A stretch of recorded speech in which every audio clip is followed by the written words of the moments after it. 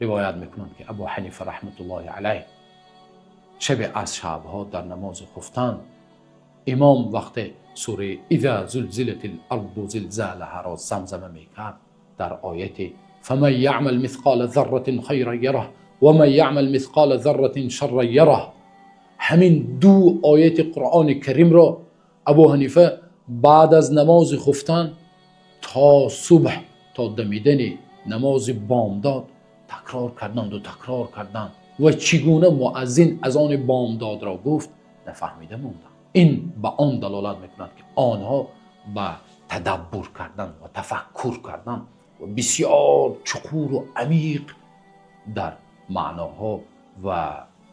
آن لؤلؤ و مرجانی که در قرآن و آن نعمتهایی که الله تعالی و تعلیماتی که برای ما و شما فرستاده است در آن خیلی عمیق تفکر میکنند.